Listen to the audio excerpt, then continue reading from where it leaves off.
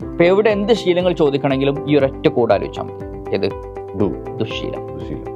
പ്രണയം technique, Shaktimaan technique, boss technique, ഉണ്ടപ്പൻ technique, ഇങ്ങനെ പോകുന്ന ടെക്നിക്ക് ലോകത്തിന്റെ ഏത് കോണിൽ നിന്നും പഠിക്കാനുള്ള അവസരമുണ്ട്. സ്പീക്കേഴ്സിന്റെ ആപ്പ് ഉണ്ടായിരിക്കും, ഒരു പേഴ്സണൽ ട്രെയിനർ ഉണ്ടായിരിക്കും. ഒരു 80% നമ്മളെ ക്ലാസ്സിൽ പ്രാക്ടീസ് ആയിരിക്കും. ഇംഗ്ലീഷ് പരിശീലന രംഗത്ത് ഒരുപാട് സ്ഥാപനങ്ങളുണ്ട്. എന്നാൽ ആ രംഗത്ത് ആ വഴിയിൽ വ്യത്യസ്തമായ രീതിയിൽ വിപ്ലവകരമായ മാറ്റങ്ങൾ ഉണ്ടാക്കിയ speak easy English academy CEO Shri Masdookh നിസാമിയാണ് നമുക്ക് ഇന്ന് ചേരുന്നത്. Welcome Masdookh. Thank you sir. അപ്പോൾ സാധാരണ പരിശീലനത്തിൽ നിന്ന് വ്യത്യസ്തമായി കോഡുകളിലൂടെ ഇംഗ്ലീഷ് പഠിപ്പിക്കുന്നു എന്നാണ് നിങ്ങളുടെ അവകാശവാദം. നിങ്ങൾ അതാണ് ഈ വർഷങ്ങൾ കാലയളവ് അടക്കം തുടർന്നു വന്നത്. എങ്ങനെയാണത്? എന്താണ് അതിൻ്റെ രീതി? എങ്ങനെയാണ്? ഞാൻ ആദ്യമായിട്ട് ഒറ്റ കാര്യം പറയാം. ഇപ്പം നമ്മൾ സ്കൂളിൽ നിന്നും കോളേജിൽ നിന്നൊക്കെ സിമ്പിൾ പ്രസന്റ് എന്ന് പറയുന്ന ഒരു ടെൻസ് പഠിച്ചിട്ടുണ്ട്. സാറ് കേട്ടിട്ടുണ്ടാവും അല്ലേ? എന്താണ് സിമ്പിൾ പ്രസന്റ് എന്ന് ചോദിച്ചു കഴിഞ്ഞാൽ അധികം ആളുകൾക്കും അത് പറയാൻ പറ്റിക്കൊള്ളുന്നില്ല. പക്ഷെ ഞാൻ സിമ്പിൾ പ്രസന്റ് സാറെ പഠിപ്പിക്കാൻ പോകുന്നത് വെറും ഒരു 4 സെക്കൻഡ് കൊണ്ടാണ്. സിമ്പിൾ പ്രസന്റിന്റെ സ്പീക്ക് യൂസിയുടെ കോഡ് എന്താണെന്ന് വെച്ച് കഴിഞ്ഞാൽ ദുശ്ശീലം. ദുശ്ശീലം. അതായത് ശീലങ്ങൾ എന്ത് ചോദിക്കണം എന്നുണ്ടെങ്കിലും സ്റ്റാർട്ടിങ്ങിൽ ഡു യൂസ് ചെയ്യണം. Habitual actions. അപ്പോൾ ഞാൻ സാറോട് ചോദിക്കുകയാണ്, നിങ്ങൾ എല്ലാ ദിവസവും പത്രം വായിക്കാറുണ്ടോ? ശീലല്ലേ? അപ്പോൾ നമ്മൾ തുടക്കത്തിൽ ഡു ചേർത്താൽ മതി. Do you read newspaper every day? Okay. എല്ലാ ദിവസവും 24 ഇങ്ങോട്ട് ഓഫീസിലേക്ക് വരാറുണ്ടോ? ശീലല്ലേ? You come to this office every day? അപ്പോൾ എവിടെ എന്ത് ശീലങ്ങൾ ചോദിക്കണമെങ്കിലും ഈ ഒരൊറ്റ കോഡ് ആലോചിച്ചാൽ മതി. ഏത്? ദുശ്ശീലം. ഇനി മറക്കോ? അല്ലല്ലോ. അപ്പൊ ഇതുപോലുള്ള 20 രസകരമായ കോഡുകൾ യൂസ് ചെയ്തിട്ടാണ് സ്പീച്ച് പഠിപ്പിക്കുന്നത്. ദുശ്ശീലം, പ്രണയം technique, Shaktimaan technique, boss technique, ഉണ്ടപ്പൻ ടെക്നിക്, ഇങ്ങനെ പോകുന്ന ടെക്നിക്കുകൾ.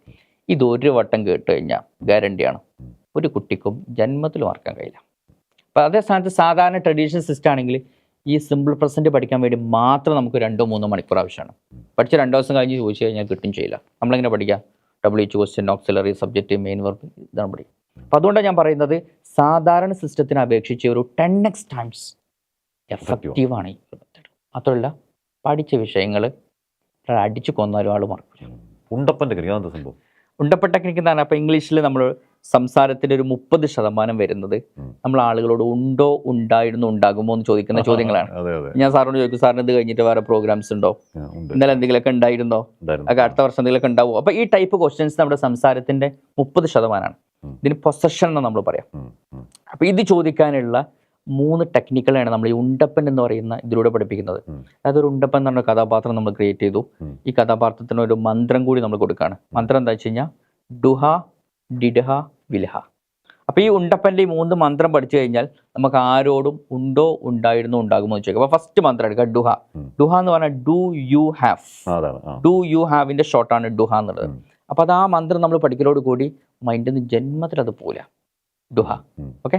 അപ്പോൾ ഞാൻ സാറോട് do you have program after this interview? And do you have any meetings at 5 o'clock today? ആണോ? ഒരിക്കലും നമ്മൾ മറക്കൂല. ഓക്കെ. അപ്പൊ ഇങ്ങനെയുള്ള 20 കോഡുകൾ അത് ആകെ പഠിക്കാൻ നമുക്ക് കുറഞ്ഞ സമയം ആവശ്യമുള്ളൂ. അതാണ് ഇതിന്റെ ഏറ്റവും വലിയ ബെനിഫിറ്റ്. അതുകൊണ്ട് തന്നെ അടിപൊളിയായിട്ട് നമുക്ക് പ്രാക്ടീസിലേക്ക് ഇൻവെസ്റ്റ് ചെയ്യാൻ പറ്റും സമയം. ശരി, കൊള്ളാം. ഉണ്ടപ്പന കൊള്ളാം. പക്ഷേ കോഡ് മാത്രം പഠിക്കുന്നതുകൊണ്ട് ഇംഗ്ലീഷ് സ്വായത്തമാവും. പ്രാക്ടീസ് കൂടെ വേണ്ടേ? ഡെഫിനറ്റ്ലി. അത് ഞാൻ പറഞ്ഞത് നമ്മുടെ സാധാരണ സിസ്റ്റത്തിന്റെ കുഴപ്പം എന്താ വെച്ച് കഴിഞ്ഞാൽ നമ്മളൊരു ക്ലാസ്സിലേക്ക് കയറി കഴിഞ്ഞാൽ ലാസ്റ്റ് വരെ നമ്മൾ പ്രസന്റും പാസ്റ്റും ഫ്യൂച്ചറും പഠിച്ച സമയം വേസ്റ്റ് ആക്കും. അവിടെ പ്രാക്ടീസിന് സമയം കിട്ടുന്നില്ല. പക്ഷെ ഈ ഒരു സിസ്റ്റത്തിലേക്ക് വരുമ്പോൾ 20% സമയം മാത്രമേ നമുക്ക് എന്തിനാവശ്യമുള്ളൂ? പഠിക്കാൻ ആവശ്യമുള്ളൂ. അപ്പൊ നേരത്തെ നമ്മൾ ദുശ്ശീലം എന്ന് പഠിച്ചത് ഒറ്റ 4 സെക്കൻഡ് കൊണ്ടാണ്. ബാക്കി സമയം കംപ്ലീറ്റ് നമുക്ക് പ്രാക്ടീസിന് യൂസ് ചെയ്യാം. ഇപ്പോൾ 80% നമ്മളെ ക്ലാസ്സിൽ പ്രാക്ടീസ് ആയിരിക്കും. 20% മാത്രമേ തിയറിക്ക് ആവശ്യമുള്ളൂ. കോഡ് പഠിക്കാൻ ആവശ്യമുള്ളൂ. അതേ സ്ഥാനത്ത് ട്രഡീഷണൽ സിസ്റ്റത്തിലൂടെ പഠിക്കുകയാണെങ്കിൽ എല്ലാ ടൈം ഏകദേശം ഭൂരിപക്ഷം സമയം നമ്മൾ തിയറിയും പഠിച്ചിരിക്കും. പ്രാക്ടീസോടെ കിട്ടുന്നില്ല. അതായത് ഇത് റിസൾട്ട് ഓറിയന്റഡ് നിങ്ങൾ ഉറപ്പിച്ചു പറയുന്നു? ഡെഫിനറ്റ്ലി, ഒരു സംശയമില്ല. കാരണം കഴിഞ്ഞ 19 വർഷമായിട്ട് നമ്മൾ ചെയ്തു വരുന്ന അത്രയും റിസൾട്ട് കിട്ടിയിട്ടുള്ള ഒരു വളരെ പ്രൂവൺ ആയിട്ടുള്ള സിസ്റ്റമാണത്. ഓക്കെ. അതോ കിട്ടിയില്ലെങ്കിൽ ഇപ്പം കേരളത്തിൽ ഇംഗ്ലീഷ് പരിശീലന രംഗത്ത് വളരെ ചങ്കൂറ്റത്തോടു കൂടി റീഫണ്ടിനെ കുറിച്ച് പറയുന്ന ആൾക്കാരാണ് നമ്മൾ. കഴിഞ്ഞ 19 വർഷമായിട്ട് റീഫണ്ട് പറയുന്നത് എന്നും ഇന്നലെയും തുടങ്ങിയതല്ലേ? 19 വർഷമായിട്ട് നമ്മൾ പറഞ്ഞു വരുന്നുണ്ട്. അതിന്റെ കാരണം എന്താ വെച്ച് കഴിഞ്ഞാൽ ഈ കോഡിൽ ഒരാൾ പഠിച്ചു കഴിഞ്ഞാൽ ഒരു സംശയമില്ല, റിസൾട്ട് കിട്ടിയിരിക്കും. ഓക്കെ. റിസൾട്ട് കിട്ടിയിട്ടില്ലെങ്കിൽ 100% റീഫണ്ടാണ്. അവിടെ നമ്മൾ നിങ്ങൾക്ക് എന്താ റിസൾട്ട് കിട്ടാഞ്ഞത്, എന്താ കാരണം? കമ്പനീൻ്റെ റീസൺ ആണെങ്കിൽ നമ്മൾ എന്താ ഇല്ല തരം നിങ്ങളുടെ പേഴ്സണൽ റീസൺ, അങ്ങനത്തെ ഒരു കണ്ടീഷൻസും ഇല്ല. അതെന്തുകൊണ്ടാണെന്ന് വെച്ച് കഴിഞ്ഞാൽ നമുക്ക് ഉറപ്പ് ഒരാൾ ഈ കോഡ് ഒന്ന് ടേസ്റ്റ് ചെയ്ത് കഴിഞ്ഞാൽ ആൾ കംപ്ലീറ്റ് ചെയ്തിരിക്കും, റിസൾട്ടും കിട്ടും. അപ്പോൾ 19 വർഷം 7 ലക്ഷം വിദ്യാർത്ഥികൾ, അത് ചെറിയ കണക്കല്ല. അപ്പോൾ അതിൻ്റെ ഒരു എന്താണ്, അതിൻ്റെ ഒരു ആ ട്രസ്റ്റിൻ്റെ സീക്രട്ട് എന്താണ്? അതിലൊന്നുമില്ല. ഇത്രയും ആളുകൾ സ്പീക്കേഴ്സിനെ ട്രസ്റ്റ് ചെയ്തു എന്നുള്ളത് ആ ഒരു നമ്മൾ കൊടുത്തിരിക്കുന്ന പ്രോമിസ് നമുക്ക് അടിപൊളിയായിട്ട് ഫുൾഫിൽ ചെയ്യാൻ സാധിച്ചു എന്നുള്ളതും ആ ഒരു സിസ്റ്റത്തിൻ്റെ എഫക്റ്റീവ്നെസ്സുമാണ് അത് കാണിക്കുന്നത്. ഇപ്പോൾ പ്രവാസികൾ കുറേ അധികം പേർ ഈ ഭാഷ കൈവശമില്ലാത്തതാണ് കഷ്ടപ്പെടുന്ന ആൾക്കാരുണ്ട്. അവർക്ക് വേണ്ടി എന്താണ് നിങ്ങൾ കൊടുക്കാനുള്ളത്? ഇപ്പോൾ സ്പീക്കേഴ്സിൽ വരുന്ന വിദ്യാർത്ഥികളിൽ ഒരു ഭൂരിപക്ഷം ആളുകളും നമുക്ക് പുറത്തുനിന്നുള്ള ആൾക്കാരാണ്. GCC ഉണ്ട്, UK ഉണ്ട്, ഒരുവിധ എല്ലാ രാഷ്ട്രങ്ങളിലും നമുക്ക് വിദ്യാർത്ഥികൾ വരുന്നുണ്ട്. അപ്പോൾ അവർക്ക് നമ്മൾ ചെയ്യുന്നത് വെച്ച് കഴിഞ്ഞാൽ അവർ ഫ്രീ ആകുന്ന സമയത്ത് ലോകത്തിൻ്റെ ഏത് കോണിൽ നിന്നും പഠിക്കാനുള്ള അവസരമുണ്ട്. സ്പീക്കേഴ്സിൻ്റെ ആപ്പ് ഉണ്ടായിരിക്കും, ഒരു പേഴ്സണൽ ട്രെയിനർ ഉണ്ടായിരിക്കും. അതുകൊണ്ട് ഒരു പ്രത്യേക സമയത്ത് തന്നെ വരണം എന്നില്ല. പ്രവാസികൾക്ക് അടിപൊളിയായിട്ട് അവരുടെ ഫ്രീ സമയത്ത് ഇരുന്നിട്ട് പഠിച്ച് അടിപൊളിയായിട്ട് സംസാരിക്കാനുള്ള ഒരു അവസരം ഉണ്ട്. 15 ദിവസം കൊണ്ട് 20 കോടികളാണ് നിങ്ങളുടെ അവകാശവാദം. കേവലം അവകാശവാദമാണോ അതോ യാഥാർത്ഥ്യമാണോ അത്? സാറിന് ആ ഒരു ചോദ്യത്തിൽ തന്നെ അതിൻ്റെ മറുപടി ഉണ്ട്. 15 ദിവസം 20 കോടുകൾ. ഈ 20 കോടുകളില്ലെങ്കിൽ ഒരു കുട്ടിക്കും 15 ദിവസം കൊണ്ട് ഒരാളെ ഇനി സംസാരിപ്പിക്കാൻ കഴിയില്ല. പിന്നെ ആ ട്രഡീഷണൽ സിസ്റ്റത്തിലൂടെ പഠിക്കുകയാണെങ്കിൽ നമുക്ക് എന്ത് പഠിച്ചു, ഇപ്പോൾ സിമ്പിൾ പ്രസന്റ് മാത്രം പഠിക്കണമെങ്കിൽ 2 മണിക്കൂർ നമുക്ക് ആവശ്യമാണ്. ഓക്കെ, 2 സെക്കൻഡ് മതി. മറക്കും ചെയ്യില്ല, നമ്മൾ മറക്കൂല എന്നുള്ളതാണ് അതിൽ ഏറ്റവും എഫക്റ്റീവ്നെസ്. അപ്പോൾ ആ ഒരു 20 കോടുകൾ ഉള്ളത് കൊണ്ടാണ് നമ്മൾ 19 വർഷമായിട്ട് ഇത്രയും ചങ്കൂറ്റത്തോടു കൂടി പറയുന്നത് 15 ദിവസം 20 കോടുകൾ ഉണ്ടെങ്കിൽ അടിപൊളിയായിട്ട് നിങ്ങൾക്ക് ഇംഗ്ലീഷിൽ ഫ്ലുവൻ്റ് ആവും. മലയാളികൾക്ക് ഇംഗ്ലീഷ് സംസാരിക്കുന്ന ബുദ്ധിമുട്ട് പൊതുവെ കാണാറുണ്ട്. എന്താണ് കാരണം? അതെ, എനിക്ക് പറയാനുള്ളതെന്ന് വെച്ച് കഴിഞ്ഞാൽ നമുക്കൊരു പുഷ്പത്തിൻ്റെ മാല ഉണ്ടാക്കണം എന്നുണ്ടെങ്കിൽ നമ്മളെ കയ്യിൽ ഇത് വേണം, പുഷ്പവും വേണം, കോർക്കാനും പഠിക്കണം. അപ്പോൾ ഈ കോർക്കാനുള്ള ഐഡിയ ആണ് ഇപ്പോൾ സ്പീക്കേഴ്സ് ഒക്കെ നൽകുന്ന 20 കോഡുകൾ. ഈ പുഷ്പമാണ് ഏത് വൊക്കാബുലറി എന്നുള്ളത്. അപ്പം മലയാളികളുടെ ഏറ്റവും വലിയ പ്രശ്നം ഇതെങ്ങനെ കോർക്കണം എന്നറിയാത്തതാണ്. നമുക്ക് എഡ്യൂക്കേഷണൽ ക്വാളിഫിക്കേഷൻ ഉണ്ട്, പക്ഷെ എങ്ങനെ കോർക്കണം, എവിടെയാണ് ഹാസ് എവിടെ, ഈസ് എവിടെ, ഇതിനെക്കുറിച്ചുള്ള ക്ലാരിറ്റി ഇല്ലാത്തതാണ് നമുക്ക് സംസാരിക്കാൻ ബുദ്ധിമുട്ടുന്നതിൻ്റെ പ്രധാന പ്രശ്നം. നിങ്ങൾ മാത്രമൊന്നുമല്ല, ഇഷ്ടംപോലെ സ്ഥാപനങ്ങളോട് പഠിപ്പിക്കാൻ, ഇംഗ്ലീഷ് പഠിപ്പിക്കാനുണ്ട്. പിന്നെ നിങ്ങളെ മാത്രം തെരഞ്ഞു പിടിച്ചൊരു വിദ്യാർത്ഥി വരണം എന്നെന്തുകൊണ്ടാണ് പറയുക? അത് ഞാൻ പറയുന്നത് 4 റീസൺസ് ഉണ്ട്. അതിന് നമുക്ക് മാപ്പാർ എന്ന് പറയുന്ന ഒരു കോഡ് ഉപയോഗിച്ചിട്ട് പറയാം.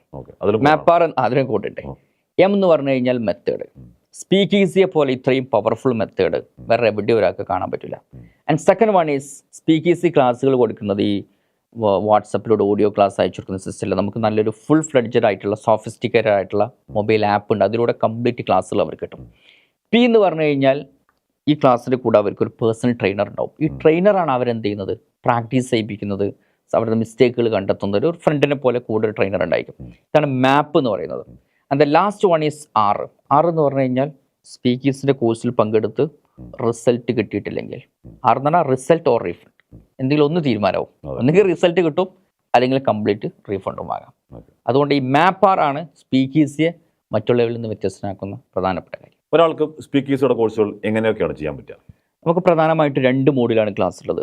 ഒന്ന് ഓഫ്ലൈൻ ഉണ്ട്, ഓൺലൈൻ ഉണ്ട്. ഓഫ്ലൈൻ ആണെങ്കിൽ കേരളത്തിലുടനീളം എല്ലാ പ്രധാന സിറ്റികളിലും സ്പീക്കേഴ്സിക്ക് ഓഫ്ലൈൻ ബ്രാഞ്ചസ് ഉണ്ട്. അവിടെ വന്നിട്ട് ഒരു 15 ദിവസം കൊണ്ട് വളരെ ഈസി ആയിട്ട് ഇംഗ്ലീഷ് സംസാരിക്കാൻ പറ്റും. പിന്നെ ഒരു ദിവസം വേണമെങ്കിൽ അവർക്ക് ഡെമോ ക്ലാസ്സിലിരിക്കാം. പിന്നെ ഓൺലൈൻ ആണെങ്കിൽ അവരുടെ ഫ്രീ സമയത്ത് സ്പീക്കേഴ്സിൻ്റെ ഒരു ആപ്പിൻ്റെ സപ്പോർട്ടോട് കൂടി ഒരു പേഴ്സണൽ ട്രെയിനർ അവരെ സംസാരിപ്പിക്കാനുണ്ടാവും. മോഡിൽ അവർക്ക് എന്ത് ചെയ്യാം, ഓൺലൈനായിട്ട് കോഴ്സ് ചെയ്യാൻ പറ്റും. ഓക്കെ, 10 ദിവസം നമ്മൾ റീഫണ്ട് പീരീഡും കൊടുക്കുന്നുണ്ട്. ഇപ്പോൾ ഒരുപാട് ക്വാളിഫിക്കേഷനുള്ള വിദ്യാർത്ഥികളുണ്ട്, അല്ല ഉദ്യോഗാർത്ഥികളുണ്ട്. അവർ പലപ്പോഴും ഇൻ്റർവ്യൂവിൽ പോയി പരാജയപ്പെടാറാണ് പതിവ്. അതിനുള്ള കാരണം ഇംഗ്ലീഷ് സംസാരിക്കുന്നതിലെ പ്രശ്നം തന്നെയാണ്. അവരോട് എന്താണ് പറയാനുള്ളത്? അവർക്ക് എന്താണ് ഒരു മരുന്ന് എന്താണ്? അവർ 2 കാര്യങ്ങളാണ് ശ്രദ്ധിക്കേണ്ടത്. ഒന്ന്, അവർ ചെയ്യേണ്ടത് അടിപൊളിയായിട്ട് ഇംഗ്ലീഷ് സംസാരിക്കാൻ പഠിക്കണം. രണ്ടാമതായിട്ട് ഇൻ്റർവ്യൂ സ്കിൽസ്, അതൊരു പ്രധാനപ്പെട്ട ഏരിയയാണ്. ഇങ്ങനെ സെൽഫ് ഇൻട്രൊഡക്ഷൻ, ഇൻ്റർവ്യൂ ചോദിക്കുന്ന പ്രധാനപ്പെട്ട ക്വസ്റ്റ്യൻസ്. അപ്പോൾ സ്പീക്കേഴ്സിൻ്റെ ഒരു കോഴ്സിൻ്റെ ഏറ്റവും വലിയ പ്രത്യേകത എന്താ വെച്ച് കഴിഞ്ഞാൽ നമ്മൾ ഓൺലൈൻ ആണെങ്കിലും ഓഫ്ലൈൻ ആണെങ്കിലും അവർക്ക് ഇംഗ്ലീഷും പഠിക്കാൻ പറ്റും. കൂടെ ഇൻ്റർവ്യൂ ട്രെയിനിങ് നമ്മൾ കംപ്ലീറ്റ്ലി ഫ്രീ ആയിട്ടാണ് കൊടുക്കുന്നത്. ഓക്കെ, അപ്പോൾ സ്പീക്കേഴ്സിൻ്റെ ഒറ്റ കോഴ്സ് എടുത്തു കഴിഞ്ഞാൽ ഈ 2 ബെനിഫിറ്റ് അവർക്ക് കിട്ടും. ഇംഗ്ലീഷ് സംസാരിക്കാം, കൂടെ ഇൻ്റർവ്യൂ സ്കിൽ അവർക്ക് അക്വയർ ചെയ്യാൻ പറ്റും. ഒരു 10 പേർക്ക് മുന്നിൽ എഴുതി സംസാരിക്കുക എന്ന് പറയുന്നത് പലർക്കും വലിയ പേടി സ്വപ്നമാണ്. കോൺഫിഡൻസ് ഇല്ലാത്തതാണ് പ്രധാന കാരണം. മാത്രമല്ല പല ഓഫീസുകളിലാവട്ടെ, പല സ്ഥാപനങ്ങളിലാവട്ടെ അത് അനിവാര്യമാകുന്ന ഘട്ടമുണ്ട്. ആ പെയിൻ, ആ വേദനയ്ക്ക് എന്താണ് നിങ്ങളുടെ കയ്യിലുള്ളൊരു പരിഹാരം? അതായത് ഇന്ന് ഒരുവിധ ആളുകൾക്കൊക്കെ ഏറ്റവും കൂടുതൽ അത്യാവശ്യമുള്ള സാറാണ് ഇപ്പോൾ സാർ ചോദിച്ച പബ്ലിക് സ്പീക്കിംഗ് സ്കിൽ എന്നുള്ളത്. അപ്പം സ്പീക്കേഴ്സിയുടെ 11 സീക്രട്സ് ഓഫ് പബ്ലിക് സ്പീക്കിംഗ് എന്ന് പറഞ്ഞിട്ട് ഒരു പ്രോഗ്രാം നമ്മൾ കണ്ടക്ട് ചെയ്യുന്നുണ്ട്. സാധാരണ 5 സ്റ്റാർ ഹോട്ടലിൽ വെച്ചിട്ടാണ് പ്രോഗ്രാം നടക്കാറുള്ളത്. 3 ദിവസമാണ് പ്രോഗ്രാം ഉണ്ടാവുക. ഒരു ദിവസം അതിൻ്റെ ബേസിക് ക്ലാസ് ഉണ്ടാവും, ഇൻ്റർമീഡിയറ്റ് ക്ലാസ് ഒരു ദിവസം, അഡ്വാൻസ്ഡ് ക്ലാസ്. അപ്പോൾ ഈ ഒരു 11 സീക്രട്ട് വിത്ത് പ്രാക്ടീസിലൂടെയാണ് നമ്മൾ കൊടുക്കുന്നത്. ഇത് പഠിച്ചു കഴിഞ്ഞാൽ ഗ്യാരണ്ടിയാണ്, ഫിയർ ഇല്ലാതെ കോൺഫിഡൻസോട് കൂടി ആരുടെ മുന്നിൽ നമുക്ക് എണീറ്റെന്ന് സംസാരിക്കാൻ പറ്റും. നമ്മളിപ്പം തുടങ്ങിയിട്ട് കുറേ ആയിട്ടുണ്ട്. അതിൻ്റെ ഫീഡ്ബാക്കുകളൊക്കെ സ്പീക്കേഴ്സിയുടെ പേജുകളൊക്കെ ഇഷ്ടം പോലെ അവൈലബിൾ ആണ്.